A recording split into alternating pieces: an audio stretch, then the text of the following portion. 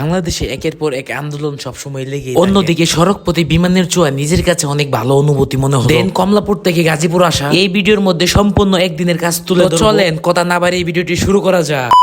আসসালামু আলাইকুম everyone, welcome to Uday blog. সবাই কেমন আছেন? আশা করি অনেক অনেক বেশি ভালো আছেন। দেন প্রথমে আমি বাসা থেকে বাইরে হয়ে চলে যাচ্ছি কলম্বিয়া। এটা হচ্ছে গাজীপুর কলম্বিয়া মেইন রোড, এদিকে হচ্ছে ঢাকা। এখন আমাকে এখান থেকে একটা বাসে করে ঢাকা চলে যেতে হবে। যেহেতু ডিরেক্টলি আমি এখান থেকে মালিবাগের বাস পাচ্ছি না, তার জন্য চলে যাচ্ছি এয়ারপোর্ট থেকে পরবর্তীতে চলে যাব মালিবাগ। আর উঠে গেলাম একটা রাজীব বাসের মধ্যে, যেটা জামালপুর থেকে এসেছিল, আমাকে নিয়ে যাচ্ছে এখন এয়ারপোর্ট পর্যন্ত। ড্রাইভার কাকার পিছনে বসেছি আমি। এখান থেকে আমাকে সামনের ভিউটা জাস্ট অসাধারণ লাগতেছে। দেন দেখতে দেখতে চলে আসলাম টঙ্গী ওভার ব্রিজ। এখন যে ব্রিজের মধ্যে আছি এটা হচ্ছে টঙ্গী ওভার ব্রিজ। আর কিছুদিন পরে ইস্তেমা শুরু হবে ইনশাল্লাহ, সবার ইস্তেমার দাওয়াত রয়েছে। অন্যদিকে চোখের পলকে দেখতে দেখতে চলে আসলাম উত্তরায়। যেহেতু বাস গাড়ি করে বেশি চলাফেরা করা হয় না, এদিক থেকে শরীরটা প্রচুর ক্লান্ত লাগতেছে। অন্যদিকে ঢাকা বিমানবন্দরের সামনে নেমে গেলাম এই বাস থেকে। এখন চলে যেতে হবে আমাকে মালিবাগের একটা বাসে করে মালিবাগ। যেহেতু আজকে হচ্ছে শুক্রবার, সবাইকে জানাই জুম্মা মুবারক। ডিরেক্টলি কিছুক্ষণ হাঁটার পরে একটা বাসে করে উঠে গেলাম মালিবাগের উদ্দেশ্যে। এদিক থেকে দেখতে পাচ্ছিলাম হাজার হাজার লক্ষ লক্ষ কোটি টাকার ভিউ। এই ভিউ দেখে যেন মনে হচ্ছে আমি এখানে থেকেই যেতাম, এত ভালো লাগতেছিল আমার কাছে, জাস্ট বলার মতো। দেন অনেকক্ষণ দাঁড়িয়েছিলাম, এখন একটা সিট পেলাম, এখন সিটের মধ্যে বসে গেলাম। দেন এভাবেই 1 ঘন্টা 1.5 ঘন্টা জার্নি করার পরে অবশ্যই চলে আসলাম ঢাকা মালিবাগ। দেন বাস থেকে নেমে একটা অটো নিয়ে চলে যাচ্ছে একদম অফিসে। দেন দেখতে দেখতে চলে আসলাম সেই অফিসের সামনে, গোলাপ রাব্বি ইন্টারন্যাশনাল। প্রায় 3 ঘন্টা জার্নি করার পর অবশেষে পেয়ে গেলাম সেই অফিসটি। এখন চলে যাচ্ছে অফিসের ভিতরে। দেন আমাদের মতো অনেক মধ্যবিত্তরা রয়েছেন যারা নিজের স্বপ্ন পূরণ করার জন্য পাড়ি দিতে হয় দূর প্রবাসে। দেন মালিবাগের অফিসের কাজ শেষ করে এখন চলে যাচ্ছি ঢাকা পল্টন, ওখানে আরেকটা কাজ আছে। ডিরেক্টলি এখন মালিবাগ থেকে চলে যাব Nasima diagnostic centre and medical centre. হাতে মাত্র অল্প কিছু টাকা, বুকে হচ্ছে বুক ভরা বিশ্বাস। এদিক দিয়ে যাইতে না যাইতে এদিকে সামনে এত পরিমাণ জ্যাম, যা বলার মতো না, দেখতেই পাচ্ছেন আপনারা। এই জ্যাম দেখার কারণটা কি আসলে আমি বুঝতেছিলাম না। তখন দেখি সামনে আন্দোলন হচ্ছে, এক সাইডে হুজুর সাহেবরা রয়েছে,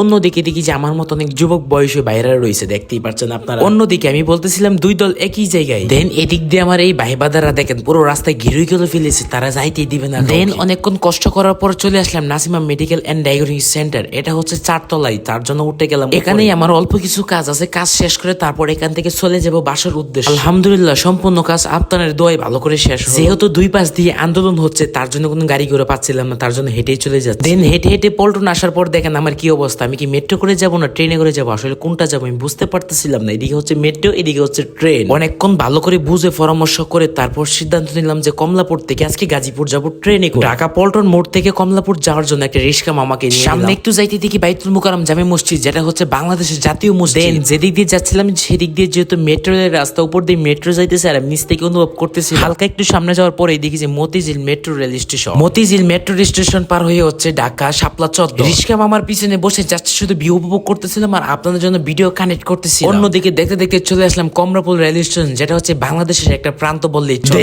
এই ছিল আজকে সারাদিনের সম্পূর্ণ ভিডিওটি ভালো লাগলে অবশ্যই শেয়ার করতে ভুলবেন না।